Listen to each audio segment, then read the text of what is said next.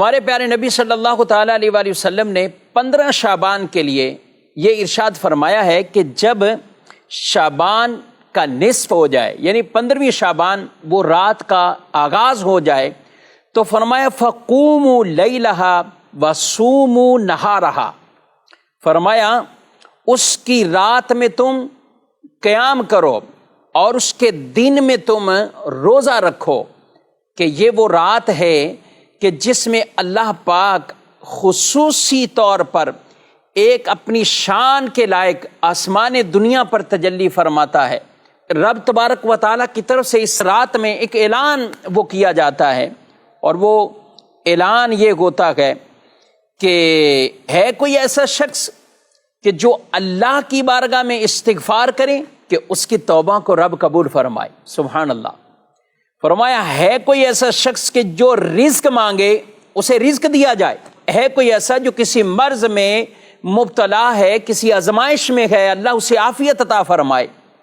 فرمایا یہ اعلان ہوتا رہتا ہے یہاں تک کہ طلوع فجر یعنی صبح کا وقت ہو جاتا ہے۔ دوسری روایت میں فرمایا قبیلہ بنی کلب کی بکریوں کے بالوں کی تعداد سے بھی زائد اللہ لوگوں کی اس رات بخشش مغفرت فرما دیتا ہے۔ اب ایسی بابرکت شب ہو، بابرکت ایسی رات ہو، آج افسوس سے کہنا پڑتا ہے کہ کچھ ایسی پوسٹیں چلا دیتے ہیں، ایسی تحریریں وائرل کرتے ہیں، کوئی فضیلت اس کی نہیں۔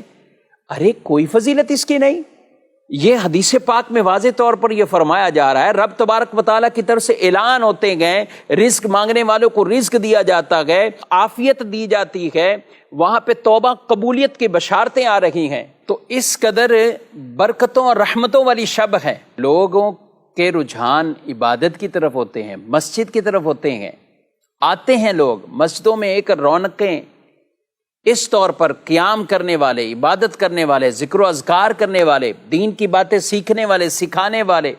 یعنی گویا کہ کہیں کہ مسجد کے اندر ایک آبادی کا سلسلہ ہوتا ہے، مسجدیں آباد ہو رہی ہوتی ہیں، لیکن اس کے باوجود کوئی ایسی تحریریں چلا دیتے ہیں، اس کی کوئی حقیقت نہیں ہے۔ اس رات میں عام بھولے بھالے مسلمان بیچارے ان کو پڑھ کر ان کی شاید کیا کیفیت ہوتی ہوں گی، اور میں کہتا ہوں کوئی اپنی کیفیت ایسی نہ بنائے جب آپ علماء کے پیچھے ہیں، علماء آپ کو رہنمائی کر رہے ہیں، اور یہی سلف صالحین کا یہ انداز اور طریقے اور یہ روایت کن کے لیے بیان کی گئی، جس میں بطور خاص رسول اللہ صلی اللہ علیہ وآلہ وسلم نے فَقُومُوا لَيْلَهَا یہ ارشاد فرمایا قیام کرو اس رات میں تم قیام کرو۔ تو جو آ رہے ہیں، جو پڑھ رہے ہیں نماز، اہتمام کر رہے ہیں، تو وہ نفلی عبادات کی طرف ہی آ رہے ہیں۔ اب وہ سوچے کہ جو لوگوں کو عبادت سے روک رہا ہے وہ کیا مناع للخیر، قرآن پاک کے اندر جو کافروں کا طریقہ، اور بالخصوص ولید بن مغیرہ بدبخت آدمی جس کے قرآن پاک میں اس کافر کی کئی برے اعمال کو نشاندہی کیا گیا، اس میں ایک بری صفت کہ یہ خیر سے روکنے والا ہے۔ ایک طرف تو وہ طبقہ شب برات میں جن کے بچے جوان یہ گلیوں میں نکل آتے ہیں اور طرح طرح کے اس رات کے تقدس کو پامال کر رہے ہوتے ہیں، وہ چاہے آتش بازی کے ذریعے کسی اور وجہ سے، بجائے کہ لوگ ان کو منع کریں کہ تم عبادت گزاروں کو اس طرح پریشان نہ کرو، مسجدوں کے پاس بھی یہ کام نہ کرو، محلوں میں بھی یہ کام نہ کرو،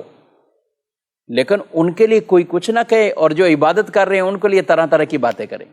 یہ کیسا انصاف ہے، اور یہ کون سی ایسی لاجک ہے کہ جس میں آپ لوگوں کو دین کے طرف آنے سے تو روک رہے ہیں، لیکن آپ جو دوسری طرف خرافات میں پڑے ہوئے ہیں ان کے لیے آپ کچھ بھی نہیں کہتے۔